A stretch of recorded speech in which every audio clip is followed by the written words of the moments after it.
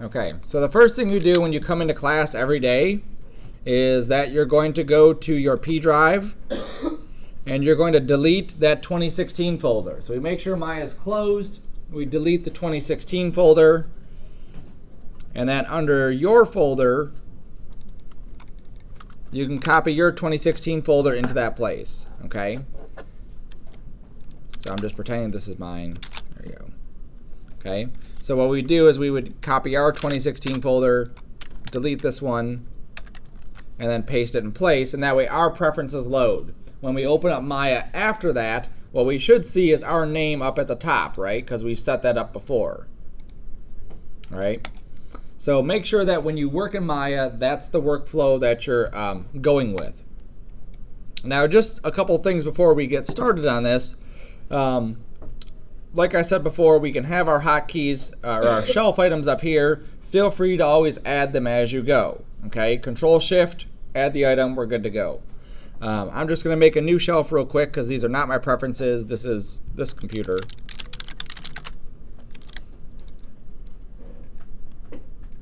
So I'm just going to add these hotkeys really quick, and then as I go, I'm going to add some more of them. Okay.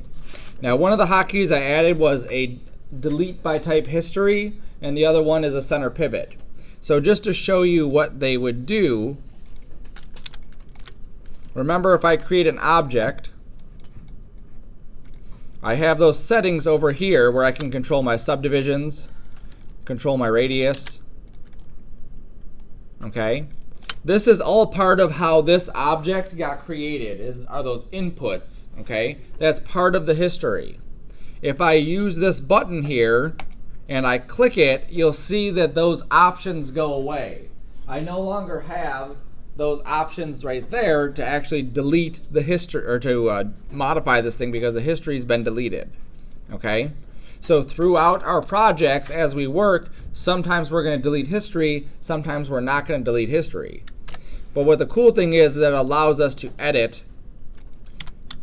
along the way. So it's not just like these initial parameters of, subdivisions or height and width. There's other stuff that'll go into this too.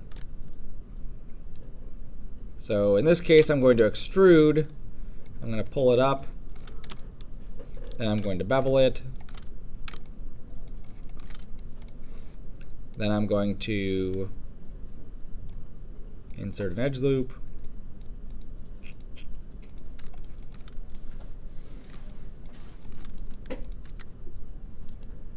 Okay, so all the stuff that I just did is now listed over here on the side where it says poly split ring, it says poly bevel, it says poly extrude face, and then it says all the way back to poly plane 1.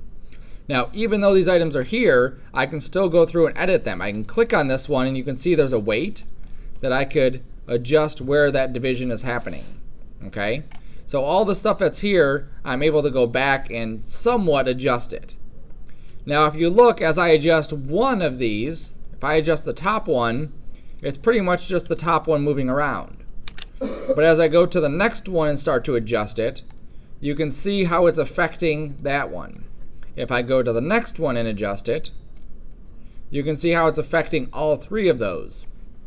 If I go to the next one and adjust it, you can see how at one point it really adjusts what that looks like. And if I go down to this bevel and I start to tweak some stuff, you can see how I can get rid of those things. So what happens is for all of the history things, it's basically going to that first thing, doing that, the second thing doing that, the third thing doing that. And so if you change something back here, it's kind of like Back to the Future, right? If you change something way in the past, it'll change what happens in the future. So that's what's happening. So basically Maya is remembering all the stuff that we did to it and trying to redo it every time I change something on it. Okay, so here's an example of what I've done. If I go here and I grab a face, to you and me, I've grabbed a face. But to Maya, I've grabbed a certain face. I've grabbed face, and if I go down here, I can see it. Face number 21. Okay, so what I'm going to do to this face is doing it to face 21. So if I go to extrude, where's my extrude? There it is. And I pull it up, I've extruded face 21. Okay, so there's my extruding happening right here. And if I click off and I click back on just to see if that's still face 21, which it is, and then I go through and I bevel it, and then I go through and do my, oops, come on, edge loops on this. Okay, Maya knows you're doing it to this edge, you're doing it to this face, you're doing it to these vertices, so it records all that information. And so what happens is if I come back to my initial polyplane, and let's say I went to my subdivisions and I went back to one subdivision here and one subdivision there, you can see that everything that I just did is gone, right? Because face 21 doesn't exist anymore. So it can't extrude it, I can't select it, I can't bevel it or do any of the edge loops. So all that information is gone. So there's sometimes where we want to go back into our stuff. Look at that. Magically one popped up. If I keep going, oops, there's the other one. Okay?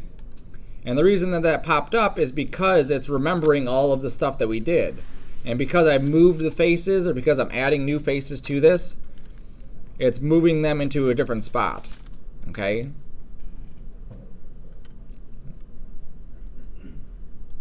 That's actually pretty cool. All right. Yeah.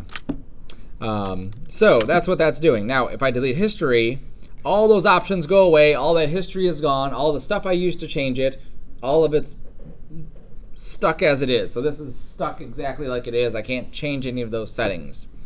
And sometimes we want that and sometimes we don't. Okay. Here's an example too. If I go to, I can't do it on here because I got rid of it. That's right. Never mind. If I had something animated, it wouldn't let me do that. I'll make something really animated really quick. Here's a plane. I'm going to go to my rigging animation.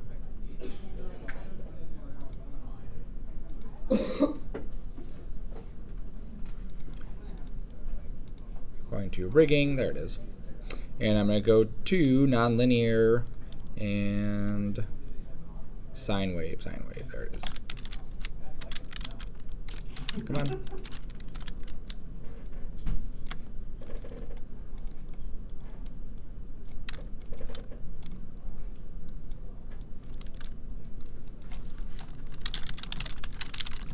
So what I'm doing is writing a little expression.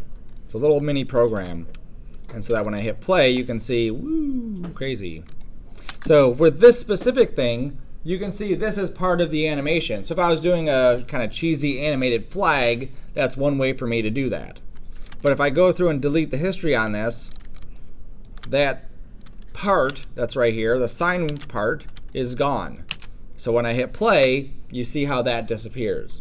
So we have to be very careful with when we delete history because sometimes it kind of ruins what we've done, and we have to, the only way to fix it is to go back and undo stuff and redo stuff, okay? All right, and then the other one is center pivot, and we went over this a little bit last time, I believe, that we can take our pivots and we can move the pivot down to the bottom, let's say, and then we can do stuff like rotate it from here or scale it from here. Okay, and that makes things a lot easier. Then center pivot, it just recenters it. It just puts it right back at the center of the object. Okay, so sometimes that's important for us to do too. Sometimes it's not terribly important.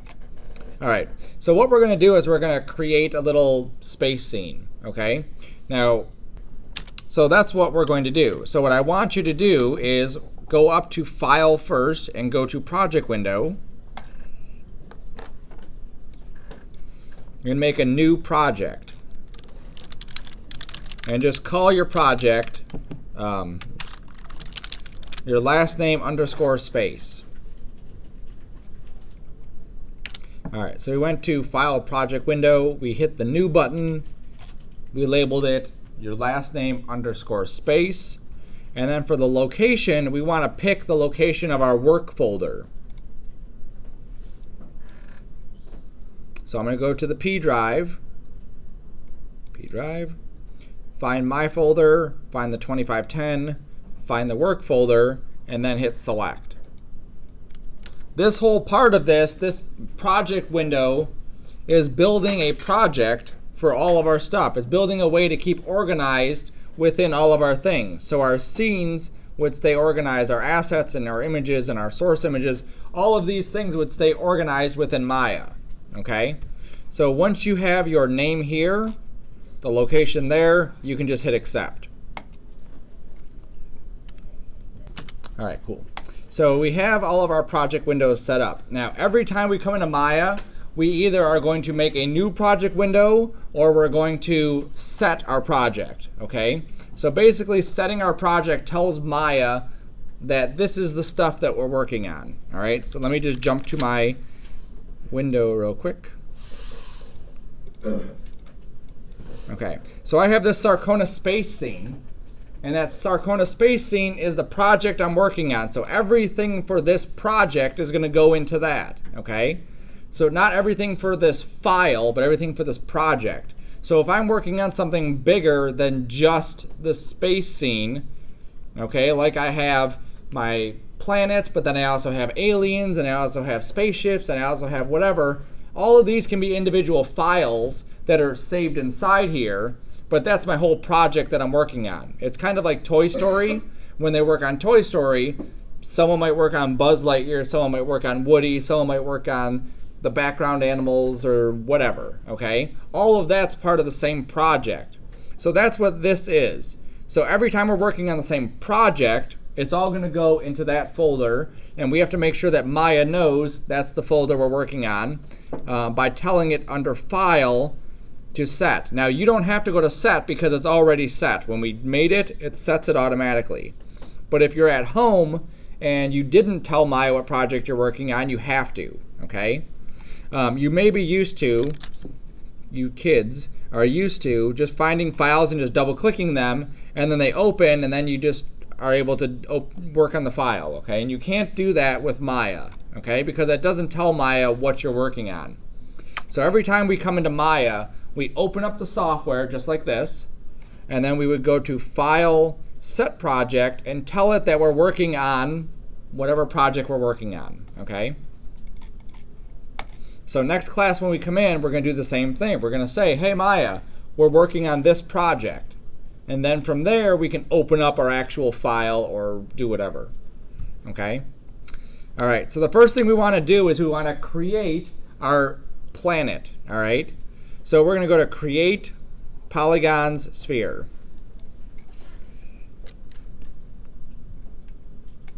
Okay, then you can use the radius and make the radius a bit bigger. Okay, I pulled mine up to 7. Whatever you want to pull yours up to, it doesn't matter.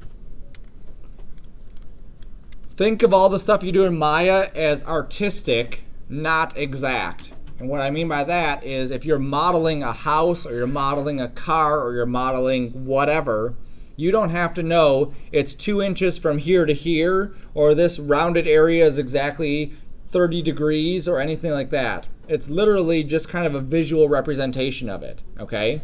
So if mine's 7 and yours is 2, it's not going to be a big deal. They can both look exactly the same, okay? So here's our Earth. So then what we want to do is duplicate it, Control D, right?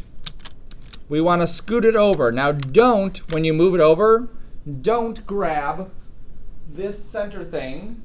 Don't grab any of these boxes. We want to grab just the one arrow, either red or blue, and slide it over.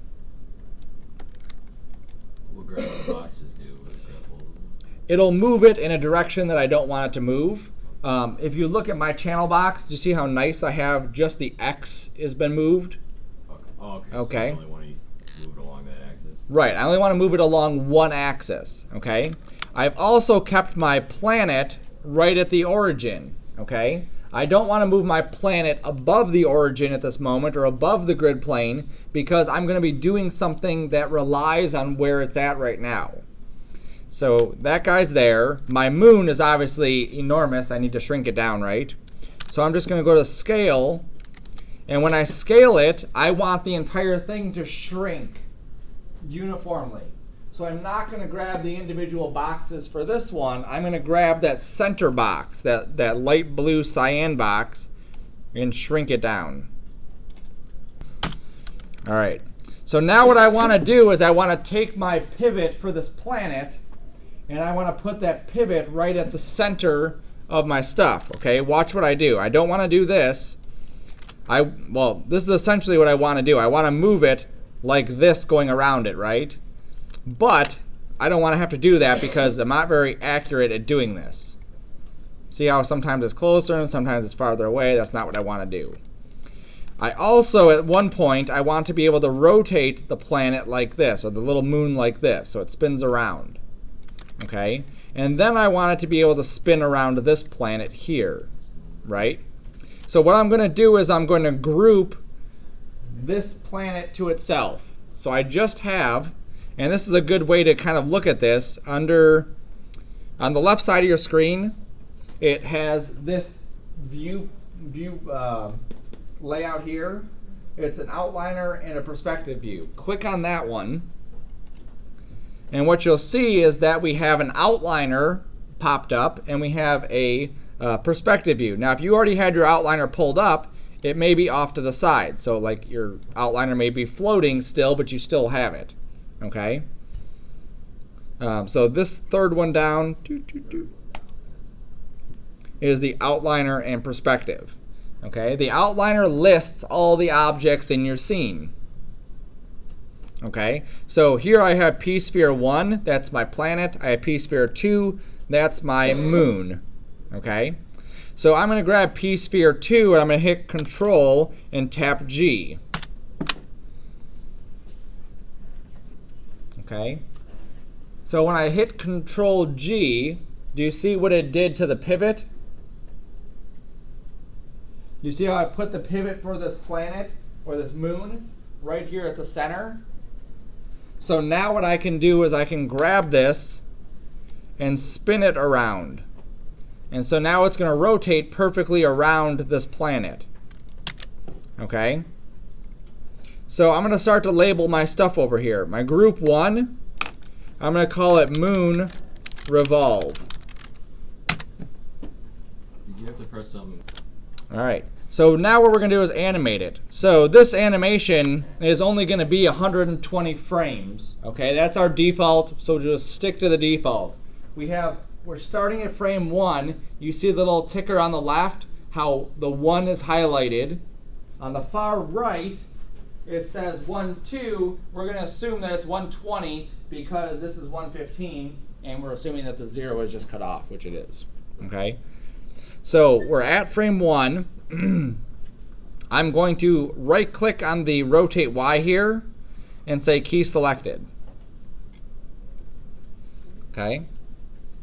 Now if you don't see your channel box, remember that we have these buttons up at the top where we can turn stuff on and off. So this far right one is our channel box. That's what you want to make sure that you have on. So you can right click on rotate Y and key the selected item. Okay, right at the top. All right, now you'll notice when I keyed it that this turned a bright red. Maya is very good at indicating what's going on by different colors or different indicators as we go. Kind of like when we're selecting items, all the items are white except for that last selected item, which is green, right? When we're in component mode, objects are blue and purple, right? So in this case, when we're on a keyframe, we have a keyframe set for the rotate Y, it turns bright red. Now we're going to go to the 120 mark. So I can click and drag, just click anywhere in your timeline and just drag all the way to the right. Okay, so you'll see how now the rotate Y is not a solid bright red, it's more of like a dim red or like a pink almost, right? So now we're going to put in how many times we want this thing to rotate around, how many degrees. So how many degrees are in a circle? 360. Very good. So if we want it to rotate around twice, 720. Most people know that from basketball. Or that, or Tony Hawk Pro Skater. So now we typed in 720. We right click on rotate Y again, and we key selected. Okay, So now we've keyed that 720. So if we come down here to our play controls, remember your VCR? Do you guys even know what a VCR is? If you hit the play button like on your VCR, it'll play, and we'll be able to take a look at our animation. Woo! Look at it zip around.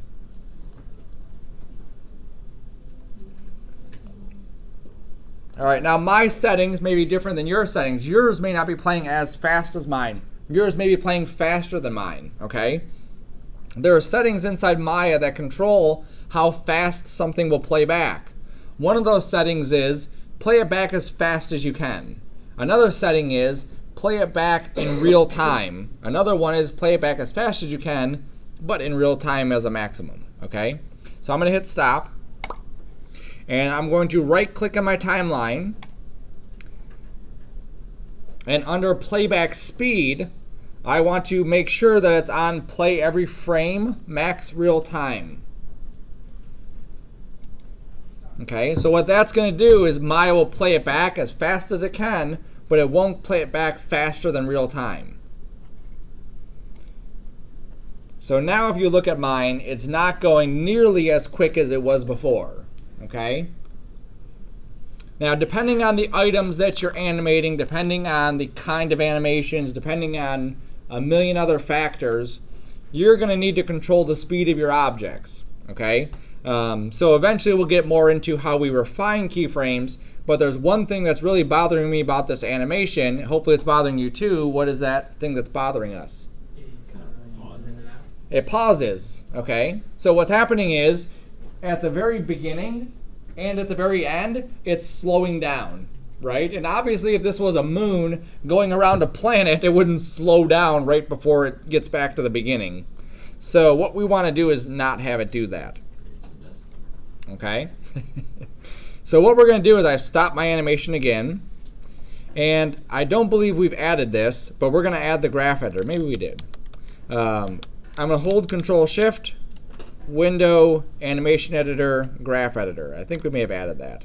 If not, we'll have it there again. Okay? So hold down Control Shift, Window, Animation Editor, Graph Editor if it's not there. If it is there, you can just click on Graph Editor.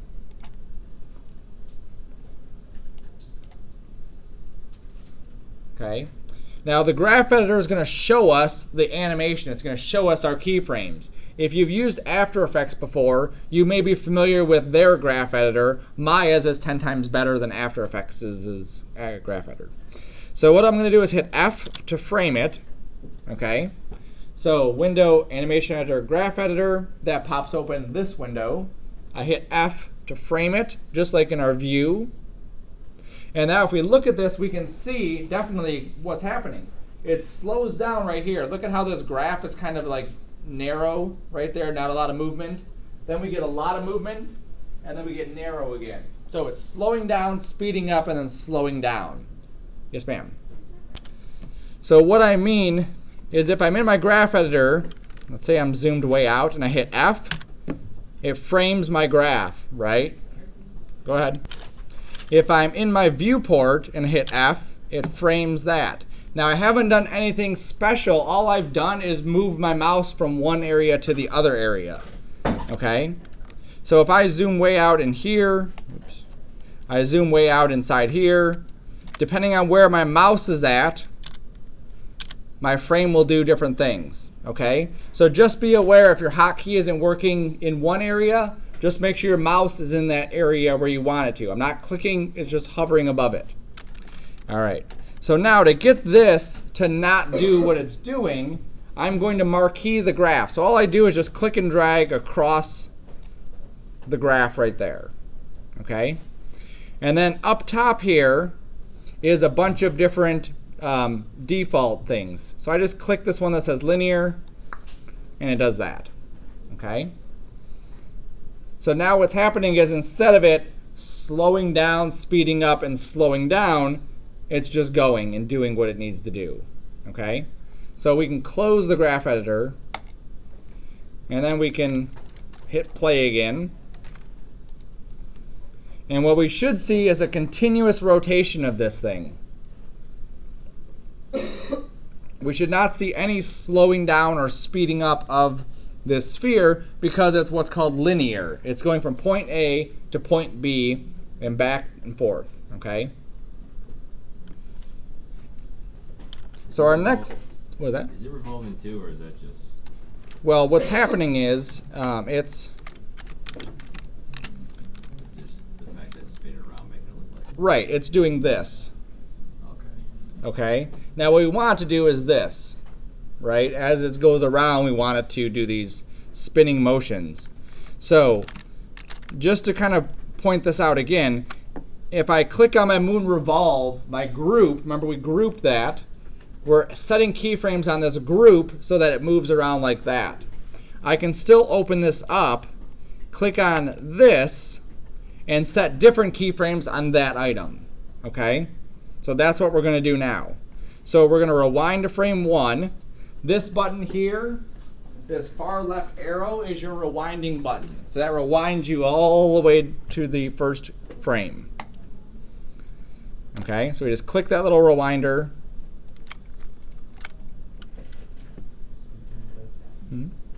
We click the little rewinder, and we're going to animate the same property. We're still going to animate that rotate Y because that's the direction we want that to go. Okay? So we're at frame 1. I have my P-Sphere 2 selected. Now P-Sphere 2 is kind of like a weird name for a moon. So let's just double click it and call it moon. Rotate. Okay? Because this way it helps us just kind of see, this is the rotate, this is the revolve, this is whatever, okay? So we renamed it moon rotate. We are at frame 1. We're selected on moon rotate. We're going to right click on rotate Y and key selected. Okay? Then we're going to go up to frame 120, and we're going to set this for a number of rotations. So now we're going to go to 120, change our rotate Y to 5400, and key selected again. Okay. So now when we hit play, it's doing it. Now, one of the things that we may not see is it may not be really apparent that this is happening. All right. The next thing we want to do is we want to spin this planet around too, right? We want that planet to be spinning as well. Now, one thing I don't like, and it may just be me, I don't like having everything spin in the same direction because it gets kind of like jarring to see everything spinning in the same direction. So the fact that this guy is spinning counterclockwise, he's revolving counterclockwise, I don't want my planet to also go counterclockwise. I want it to go clockwise, all right? So I'm going to click on the planet. And what's the first thing we should do before we do anything else? Rename it. Perfect. So let's call this planet, because we want to make sure that we know what things are called. That's just every program you're in, same thing. It is not going to change. All right, so now what do we do? What's the first thing we do if we're going to set keyframes? Go to 120. Go to 0, or 1, sorry, go to 1, and then set our keyframe. So we're going to go to rotate Y again, and key selected. Okay, so we're at rotate Y, we've keyed selected. Then we're going to go to 120. And then how many times do we want this to spin around? Once? Sure. I'll do it once. All right, so we're going to have this one spin around once. Now, every time we've typed this in, what kind of number has it been before? A positive. So to make it go the other way, negative. So we just type in negative 360. We right click on key selected, or on rotate Y, we go to key selected. And there we go. All right, anything bothering you? Yes, sir. It slows down, right? So where are we going to go to fix it slowing down? The graph editor. So we hit stop first. A couple hotkeys just real quick. Alt-V is your play. So you hit Alt-V, it'll play and stop. That's your hotkey. Also, escape will hit your stop as well. So I'm going to hit graph editor. I frame it. I grab it. And then we hit the linear button, right? Linear.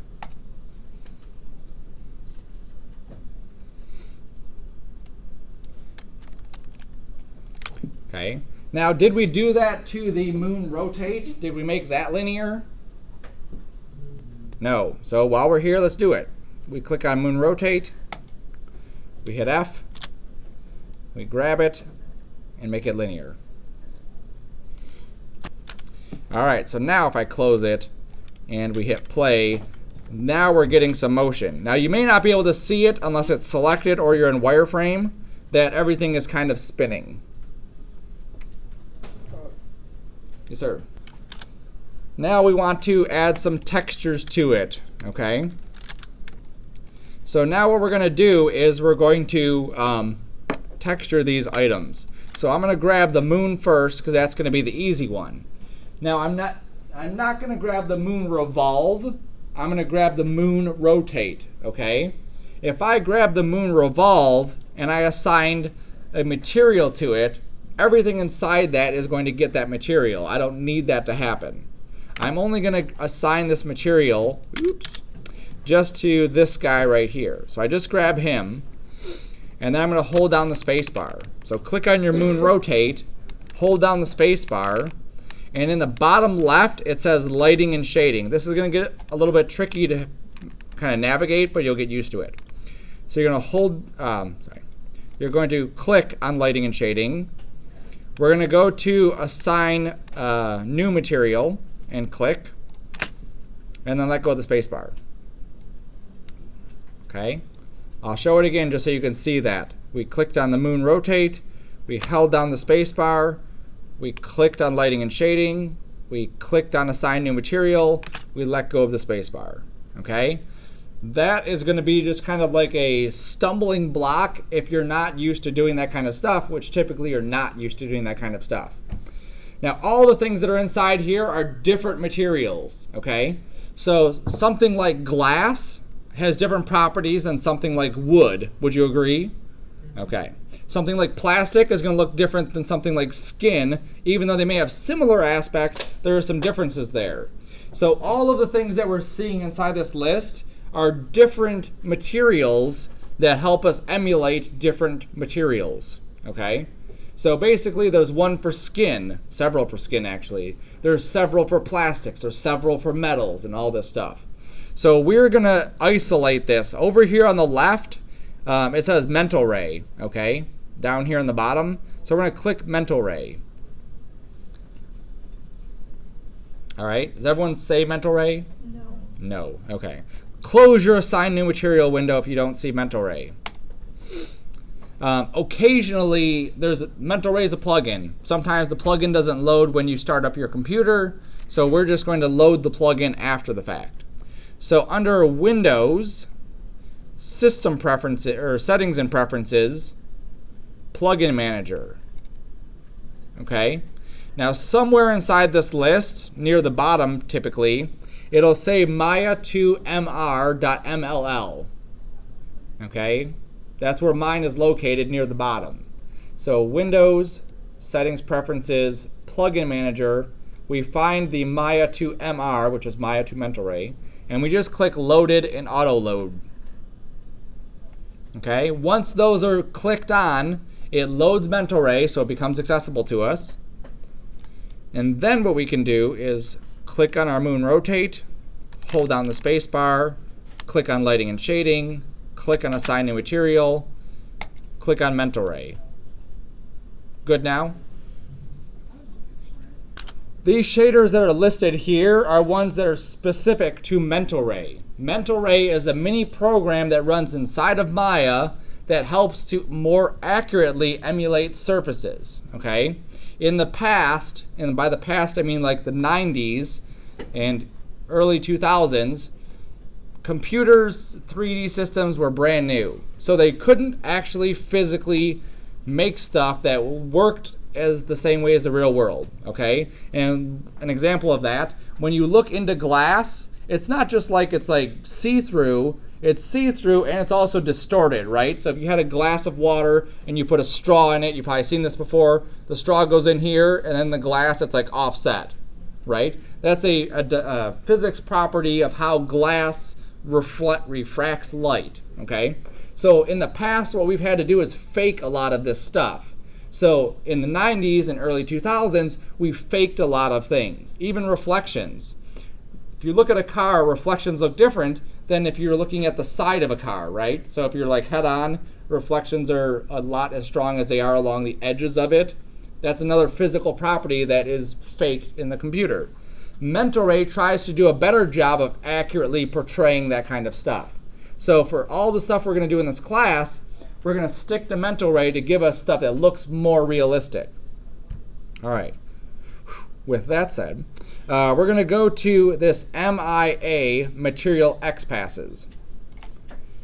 Okay, and we just click on it, and what should happen is it should open up the attribute editor and have this window pop up. Okay, so MIA underscore material underscore X passes is the one we're going to use.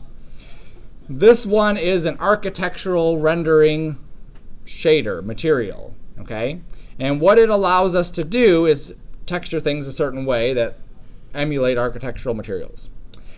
We get two tabs. The left tab is the shading group. Very little happens here. Did you have a question? Yeah. So what we need to do is this shading group, and you see how it has the SG on the far right side of the name up here on the tab? That means it's a shading group. All you need to know about it. We don't typically mess with anything inside here. The next tab, where there is no SG, that's the actual material. This is where we're defining what we want this thing to look like. So I'm going to just open this up a little bit, and let me just browse you through the areas, and then we'll focus in on what we need to edit. Okay, so here's diffuse. Diffuse is simply color. Okay, so what is the actual color of this object? This Expo marker is white and it's red, correct? So we have two colors in this one. The cap alone is just red, okay? So that's where we could go into this color swatch and pick, let's say, red, and then we would get red as our color, okay? Then it has a couple properties. It has weight and it has roughness. And both of these are going to help emulate the kind of surface that this item is. Okay, we're not going to go into detail on each thing, but just be aware that those are what those options are for. The weight one is pretty obvious. How much of this red that we've chosen is actually part of this? All right, to kind of hit home what that means is what color is a mirror? Silver. There's no color to a mirror, right? A mirror is a reflection of everything. We think silver for whatever reason, but it's not. It's just a reflection of that stuff. So a mirror would have no diffuse because all of its color comes from the outside. Okay? Now think about a car. What color is a car? Red, blue, green, whatever color. But it's also reflective like a mirror. So for something like that, we may have like half of the color coming from the actual color of the car, and the other half is coming from reflection, okay? So as we start to get into these, we're going to be kind of breaking apart surfaces to figure out how they look the way they look. All right, so for now, I'm just going to leave that alone. Then we have reflection. If you look inside the little example up here, the little swatch, you can see how there's a checkerboard that's inside there. That's giving you a little preview of how much reflectivity is going into it. Right now it's at 0.6. If I pull this up to 1, you can see how there's a lot more reflection inside there. If I take my color off, you can see how much more reflection is inside there, okay?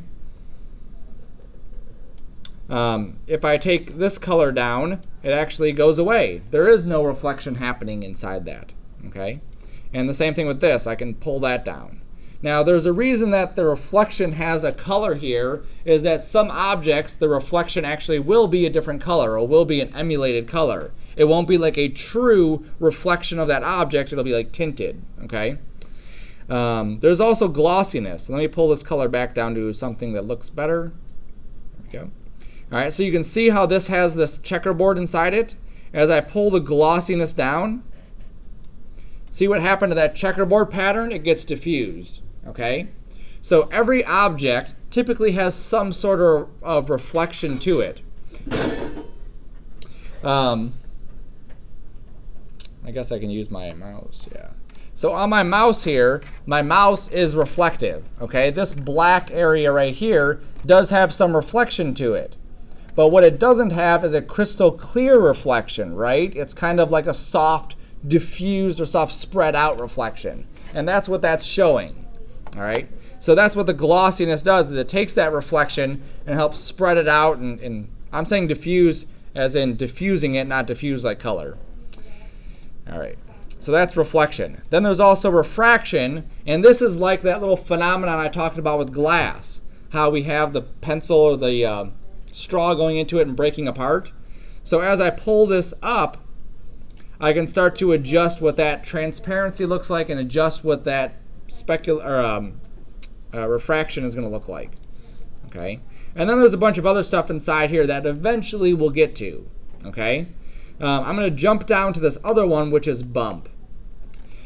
So we have on typically many surfaces. Let's go with my thing here, and let's see if this light will just come on without me having to turn anything else on, and it does. Cool.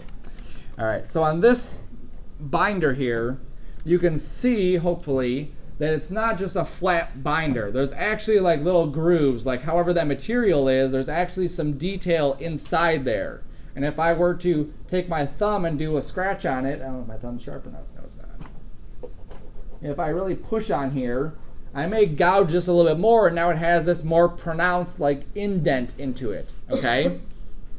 So if I wanted to make this in the computer, and I wanted it to look pretty realistic, I would have to physically model each one of these things, okay? Each one of these little lines I would have to put in there.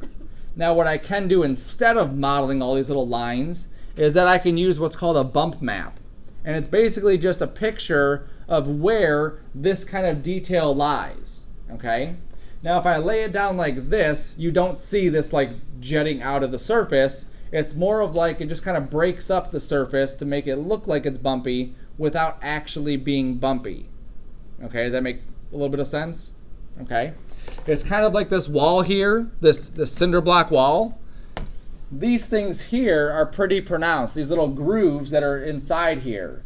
Even these little notches that are inside there are pretty pronounced. If I was to model this wall, I wouldn't want to have to go through and model all those little pits that are inside the wall. What I'd want to do is have just a flat object and then put a bump map on there that represents where it's bumpy and where it's not bumpy, okay?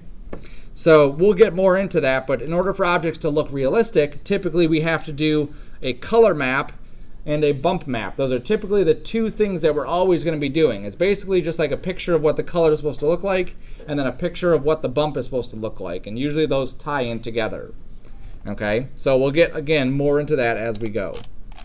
All right, so what we're going to do is under the color area, you can pick a color. So just click on the color swatch and then just pick any color you want.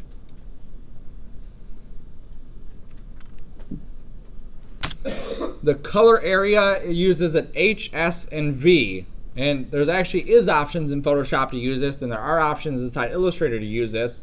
But typically people deal with RGB sliders, right? Where you have the red, green, and blue, and it goes from either 0 to 1 or 0 to 255.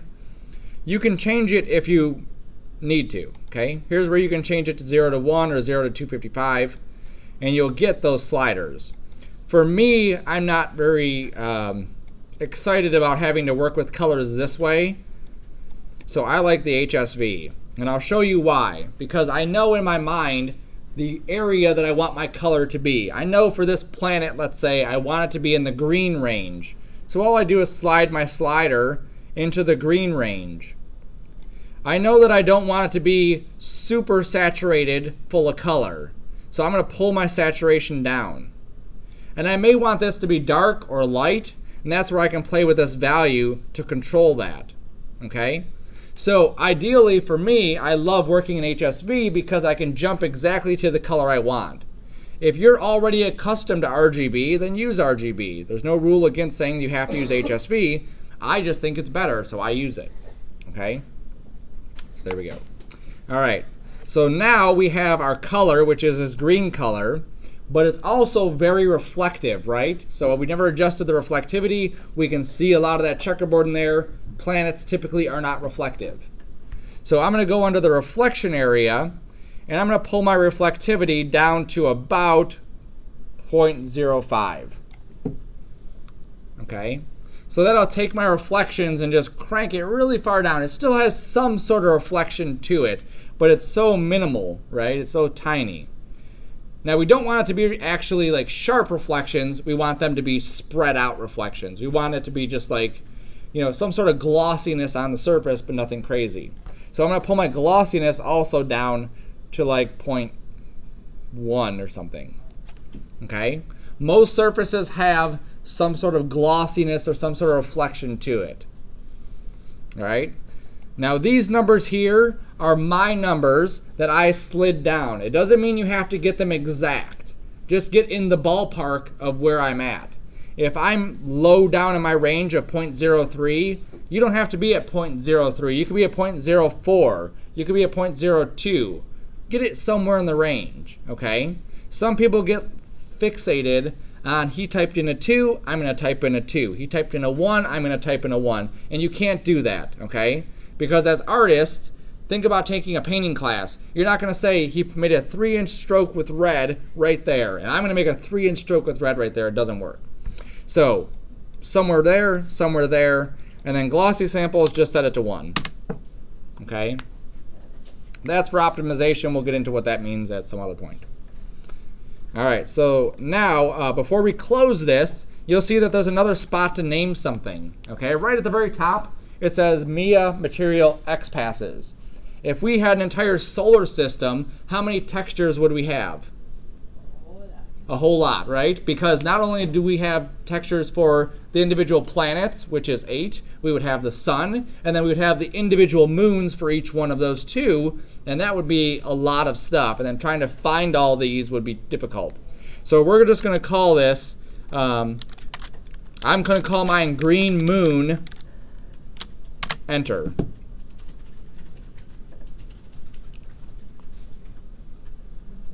Okay? You'll notice that on mine, you may notice it, on yours you may not. On mine, the shading group, right, this other tab, didn't change names. That's fine. We typically don't deal with the shading group. We don't need to rename every single thing if we're not going to touch it, okay? We're going to touch Green Moon, keep it open. So we close it, and we're good, all right? So now let's go to our planet, and we're going to do a similar thing. So I'm going to hold down the space bar. I'm going to click on lighting and shading. I'm going to click on assign new material. And I'm going to go to which one? Mental Ray. And then we're going to pick? Yes, Mia Material X Passes. Okay. Now the first thing we should do before we get any further in this is just name it, right? Planet, enter. Okay. Now, if you named your actual object planet, and you named your texture, your material planet, you'll see how it automatically put a 1 next to it. Yes? If you have that? Okay. Maya likes to keep everything with a distinct name. So if you name something Joe over here, you name something else Joe, Maya will rename it so that both can coexist in the same world. Okay? Yes, sir. To get back to this, we went to the hot box, which is spacebar, lighting and shading, assign new material, mental ray, and then the Mia. Yep. Okay. Now for this one, instead of us giving it just a flat color, because flat colors can be pretty boring and they don't really help tell what the object is. That could be a green ball for all we know. We don't know if it's an actual planet, right? Right. So we're going to click on this little checkerboard on the far right. You see on the far right of the color, there's a checkerboard right there. We're going to click on it, and it pops open another window. Maya is great for having windows pop up after you click a button and then having another window pop up and another one pop up. Okay? Now these are textures. So before we were dealing with materials, materials help you emulate what kind of surface it is. Okay? Plastic, metal, wood, glass, whatever, skin. A texture helps you define a specific attribute of that item. So right now we clicked on the map for color. So we went where the color is and we clicked on this checkerboard map and it brought up this thing. So it's going to allow us to choose a customized color for this material. So we're going to scroll down until we find this one called crater, and we're going to click on the one that says crater.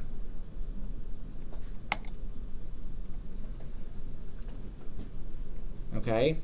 Now crater, you'll see, has not one or two, but three colors in there. You may not see the crater showing up inside your viewport. Why wouldn't you see crater showing up inside your viewport? It's not rendered. That's a good reason why. There's another reason. Remember how we can change? I gotta stop playing with this. Remember how we can change the look of our viewport? If we hit 4, we go into wireframe. If we hit 5, we go into shaded. And if we hit 6, we can see textures, right? So if we hit 6, we can see the texture. Okay? And again, make sure your mouse is over the view when you hit 6. That way you can see the texture in the view. So crater allows us to have 3 different colors on this thing. Now what I just did is I clicked off so I could see it, and then I clicked back on, and you'll see that my attribute editor doesn't show me crater anymore. Okay? But it does show me planet 1. So if I click on planet 1, I get back to my material. Now the checkerboard is no longer here. What do we see here? An arrow inside of a box. If I click that arrow inside of a box, it takes me back to crater. Okay? So don't be afraid if your stuff just disappears. We select it, we find it in the tabs, we click the little arrow, and we can get right back to it. Okay? So that'll be a common thread throughout Maya, because you're not going to work as fluidly going from one end to another as I am. Sometimes you're going to click in the wrong spot and need to get back. That's no big deal. Okay? So now we can play with crater. So we can pick different colors inside here. So I'm going to pick some different colors. Blue looks good.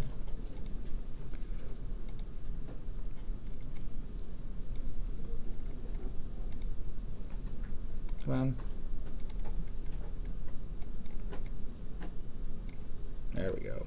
Fancy. All right. So now that we have our colors there, now do you see anything on the far right side of these color things, sliders? What do we see?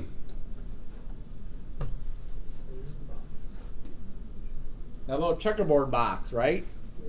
So anytime we see that checkerboard box, it means one thing. We can connect stuff to it.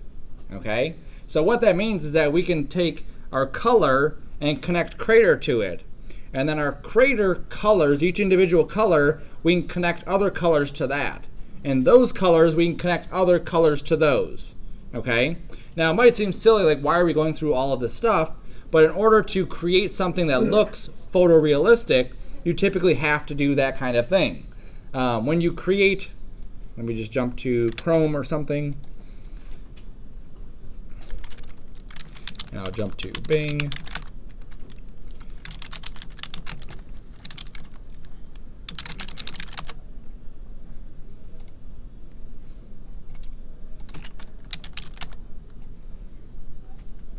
All right, so some of these materials like this one, see how this one has this shiny metal on the outside of it, but then it also looks like it's kind of like rusty. So in order for that to happen, it's not just like crater or metal. They actually have this material doing this, and then this other material doing that, and then they join them together, and they lay it out. Shader.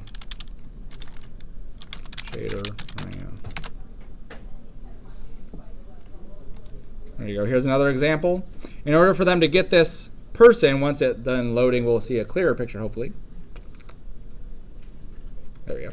So in order for this person to look correctly, you can see how they have the diffuse map, they have a scatter map, they have the specular map, and that's going into these other areas, and eventually it all comes back into this. In order for that to look and act correctly, because it's not always just about looking correct. If it's just for a single still, you can get away with a lot more. But what happens is, when you have an object and it's interacting with the light in the scene, or it's interacting with the reflections, it does different things, okay? Think about a person when you put a light behind someone's ears. You know how they kind of glow and you have the veins or whatever else showing through that? All of that stuff has to interact correctly, okay? So that's where you get into creating these really realistic shaders by having all of this kind of stuff there. All right, here's another example I'll show. Okay, you're not doing this part, I'm going to do this part. So I'm just going to create a sphere, right over there.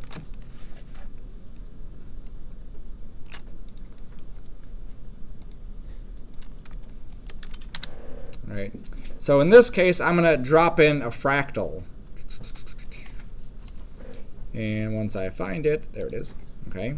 So this is a fractal, and it just looks like that, okay? And, oops, actually I didn't want the fractal yet. I jumped the gun. Go back. I want a ramp first, okay? And a ramp is this. It's kind of like just like a gradient. It starts at black, goes to white. I'm going to change the direction of it. Nope, I wanted that direction. I just wanted it tighter. There we go. Pull this in. Pull that.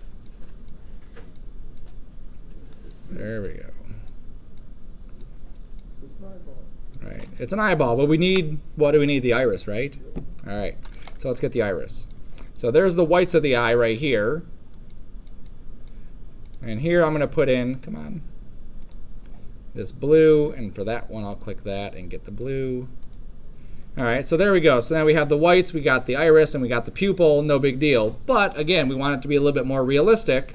So what I'm going to do is I'm going to grab a new shader in here. I'm going to click the little map button. I'm going to add a fractal at this point.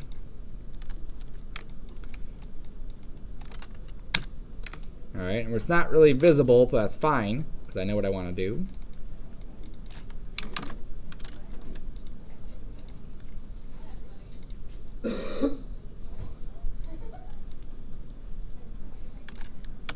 All right, that's going the wrong way. Let me just reset that to this and this. Let me go back to my fractal. Let me go to my color balance.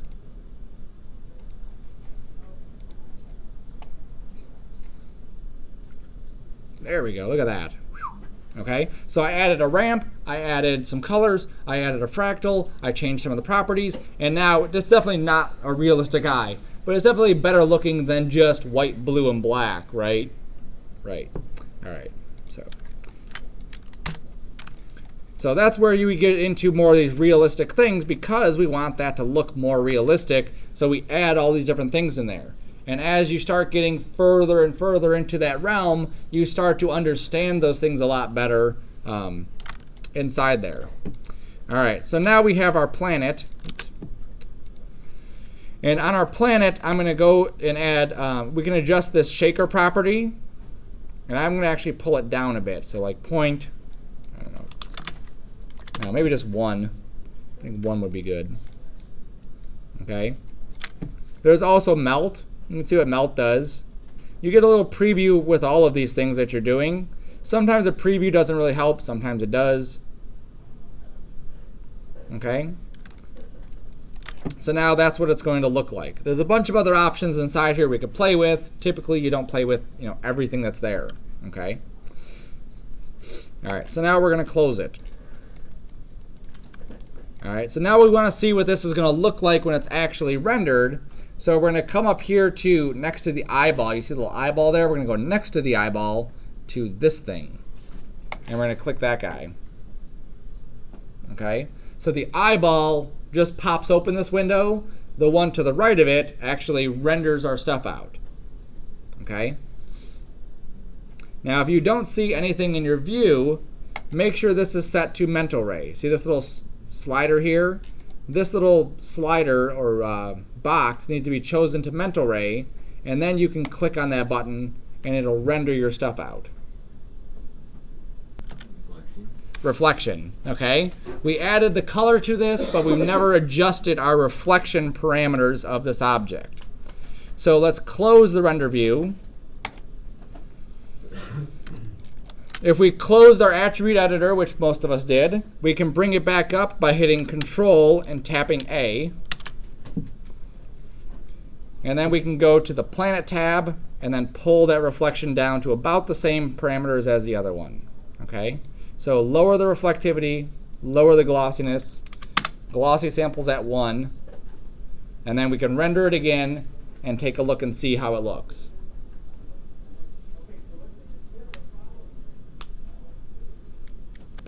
The render view is actually what it's going to look like at the end product, at the finish line of this whole thing. Okay? It takes all the stuff that's kind of like a representation of our model and a representation of our shaders, and it does a final put together of it all. Okay? So you can see in my view, the green looks pretty much like the green. You know, there's not a huge difference there. But this shader, look at how much clearer this shader looks in my final view than it did here, okay? As you start playing around in Maya, you'll really start to have to go through and understand some of the shaders and why you would, not the shaders, the textures, and where you would use certain properties, okay, and how you could use them. For something like this shader, I could actually use this to create more like that metal look, where he had metal in one area and he had the rust in the other area. I could use that kind of in a similar way I did the eyeball to do that kind of setup. Okay. So the other thing that's not really seen on here is the lighting. Okay.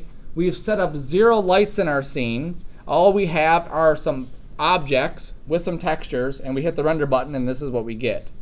Okay. So for now, that's what we're going to get. We're just going to close this. And we're going to close the attribute editor. Yes, sir. We've been creating a definition of what these materials look like. Okay? So what that means is that if I had 17 other planets and I wanted them all to be this exact coloring, I already created that. We created our moon shader, right? Our green moon is what I created mine. And then we have the planet shader. So I can assign my planet shader to whatever I want. All right, so just watch me. You're not going to do this part. I'm going to create a sphere. There's a regular sphere. And I'll duplicate it again, duplicate it again. Okay, so I can grab this, go to lighting and shading, and I'm not assigning a new material anymore. I'm going to assign an existing material, and look at what shows up in here. Green moon and planet. So from here I can pick, I want this to be the planet material. There it is. Or I can grab this one and say I want it to be the green moon material. And there it is. Okay? Now if I change the properties of one, it changes all of them. Okay? Which is very cool because it allows us to basically have one material for all of these different items. Okay? Imagine you were doing the Lego movie and you had to have a different material for each Lego that was in there. That'd be ridiculous. Okay? So we don't have to do that. All right, cool. Delete, delete. And I'm just going to show this guy here.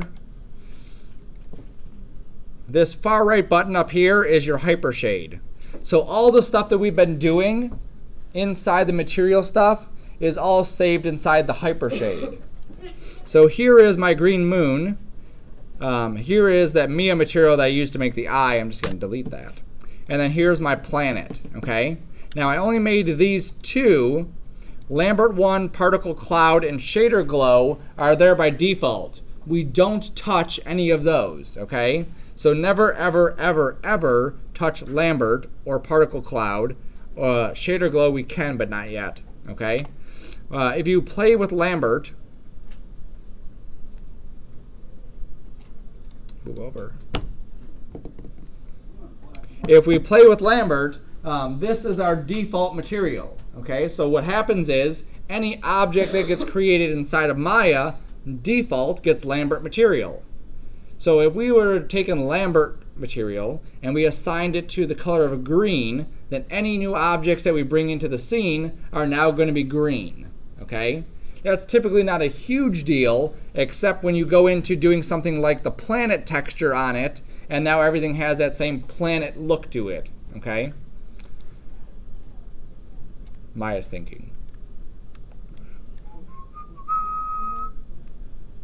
We have a new guy inside of our outliner, which is place 3D texture. Okay? The planet material, we added that crater to it. The crater comes with this 3D texture guy. Okay?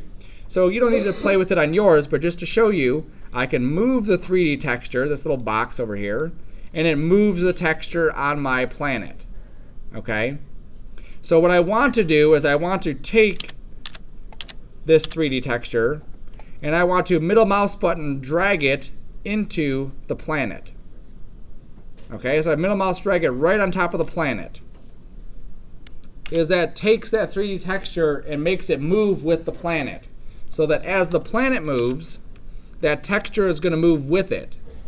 If I didn't do that middle mouse button dragging on top of it, which is just parenting it, what would happen is the planet would spin, but the texture would stay in the exact same spot. Okay? It's kind of like a weird thing to see, but that's what would happen. All right. So now what I want to do is I want to get rid of this planet from the center of this area. It's already set up. The planet spins around like we wanted. The moon rotates and it revolves like we wanted. But now I want to take the planet itself and move it way out in the distance and have it spin around like the moon is doing. Okay? So I'm going to grab the planet and the moon, and you can just use shift for those. And I'm grabbing the groups. I'm not grabbing the individual objects. Okay? These things are collapsed. I'm just grabbing these two things here, and I'm just going to group, Control G, those two objects. All right? So that puts them into their own group. So I'm just going to relabel this planet group.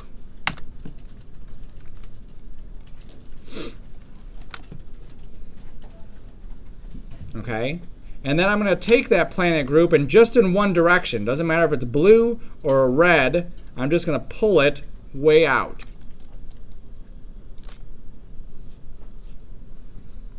Okay?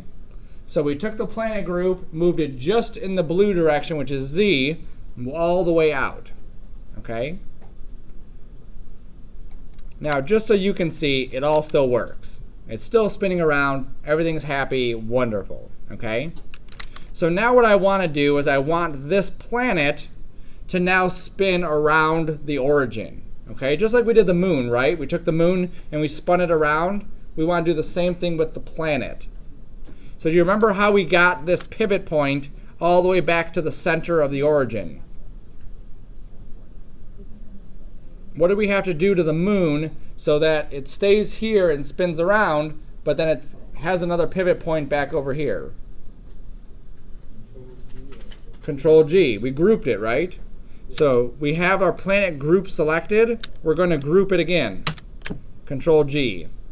And you can see how our pivot jumps back to that origin. Okay? And we'll rename this one Planet Revolve.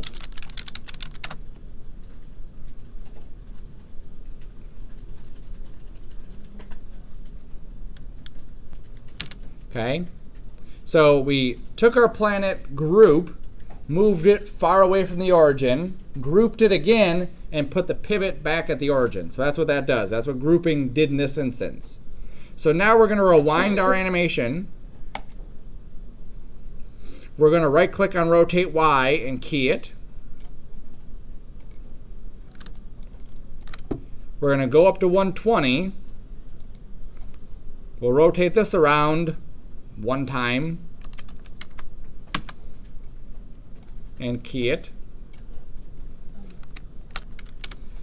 All right, so after I have that, I go to the graph editor. I grab my curve, make it linear.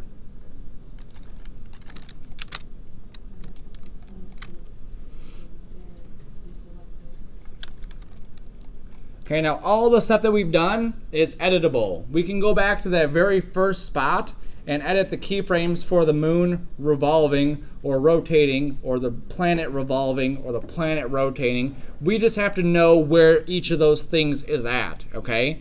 So as a beginner, it's probably good to kind of make a list of all the stuff that you've done and where you've edited it. So if you know, like, okay, I want to change the direction that the moon is spinning around the planet. So where would I do that at? The rotate. The moon revolve?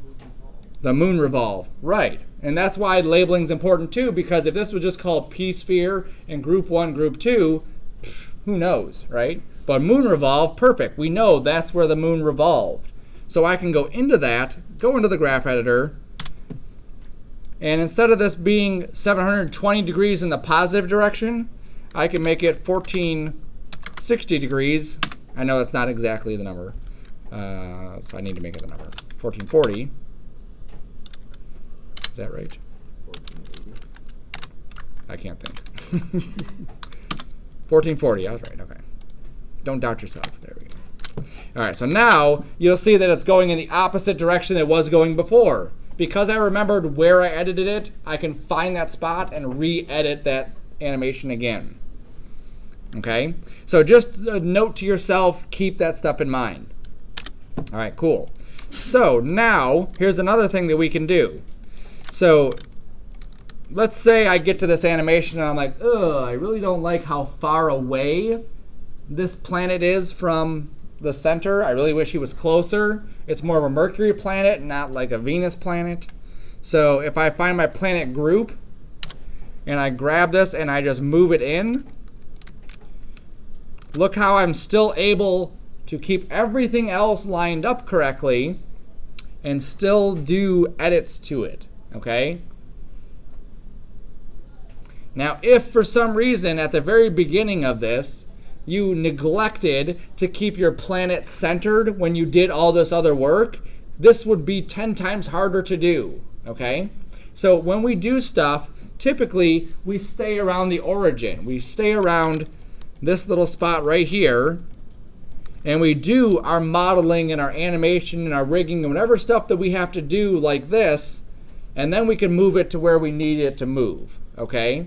Now the exception to that is, okay, I know that I need something over here. I know that I'm not going to be doing this kind of revolving, rotating, duplicating, or whatever stuff around the origin, so you can do that.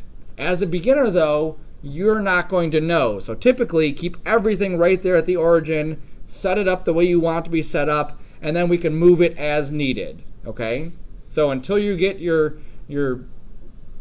couple weeks and whatever under your belt, just kind of keep everything at the origin for now, because it makes it just so much easier. And then this too, let's say I wanted another planet, okay? If I grab my planet revolve and I just duplicate it and I scoot it over and then I hit play, you'll see that nothing really happens except for this. Look at that. Now that's freaking out because my 3D texture, remember I said it would move the texture? Well, that's now moving around while this planet stays still. So it's kind of freaking out.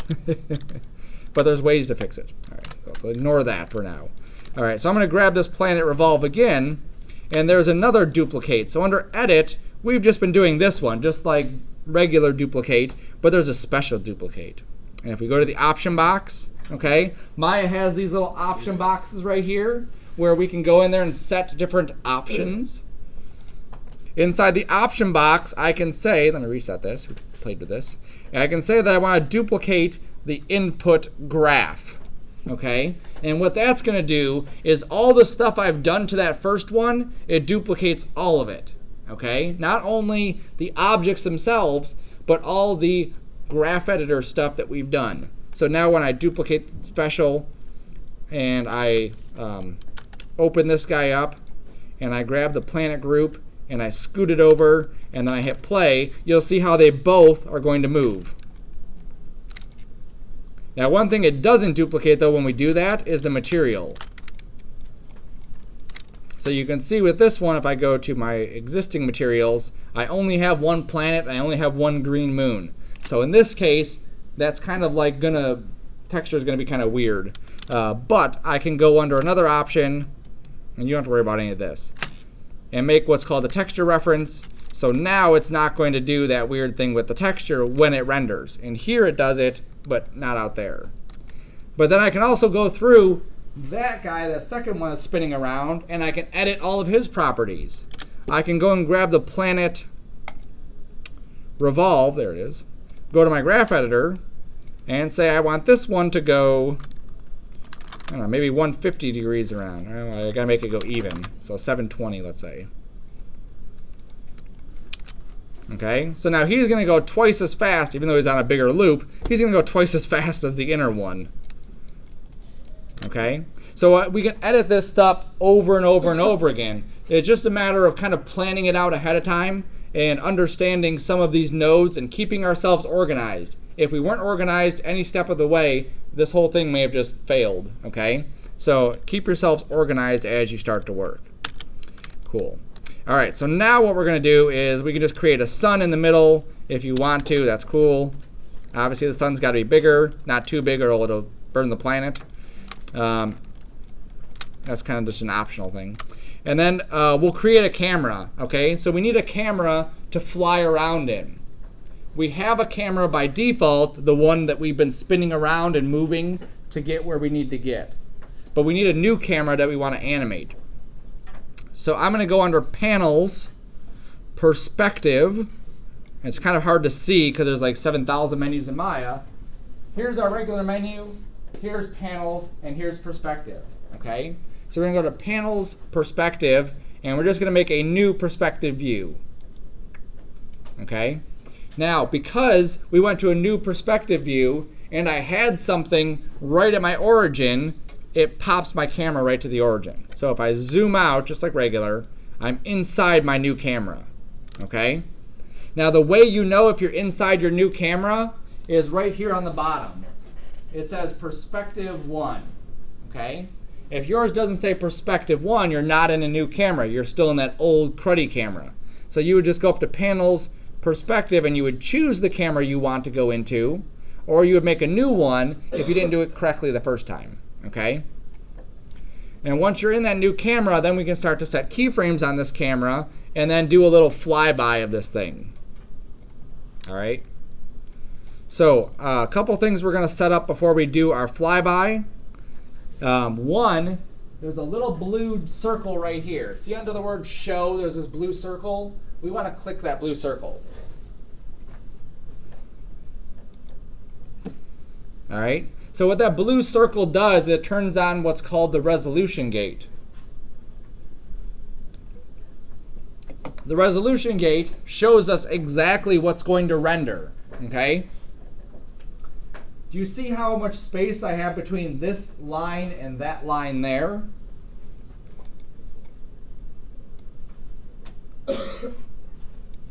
Look at that. If I scale this thing all the way over, this isn't going to render like that. It's just a view. So we turn on the resolution gate, and that tells us exactly what's going to render, okay? So if we're really trying to like frame our shot and make sure that our moon or sun or whatever is just on this side and just on that side, this gives us the ability to do that, okay? So what happens is people set up their cameras without it, and then you like go through stuff and it's not lined up right. All right. So I have my Perspective 1 selected, okay? I'm going to take my focal length here and make this like 12. And what that does, look at that perspective that I have on this view. It's like an egg. Okay, so I'm just going to fly by this stuff.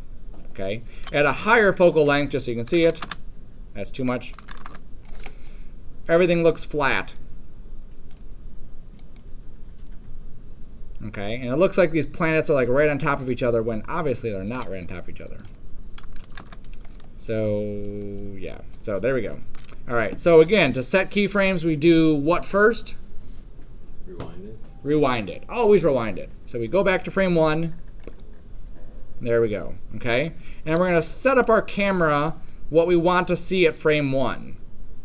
So in this case, I'm gonna make it dramatic. You're gonna see nothing. And then at the end, you'll see the planet, okay? So in this case, you just see the moon or the sun, it's off to the side. I'm gonna hit S and set a key, okay?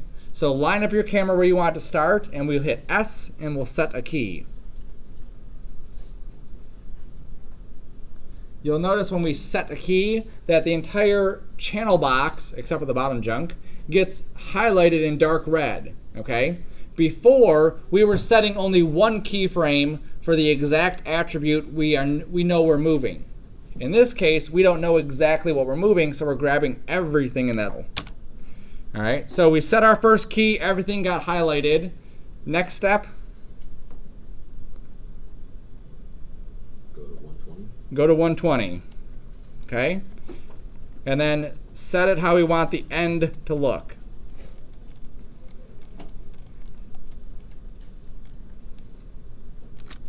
And then hit S again. And then we can hit play and watch our wonderful animation.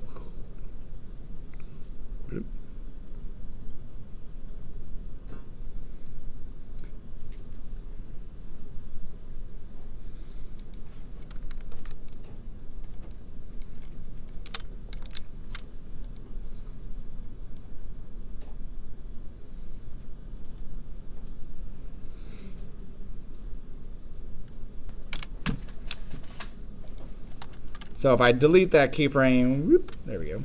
You can see how my camera goes right into the sun, okay? So what I did was went before I go into the sun, and I just kind of like circumvented it. Just went around it, and then set another key.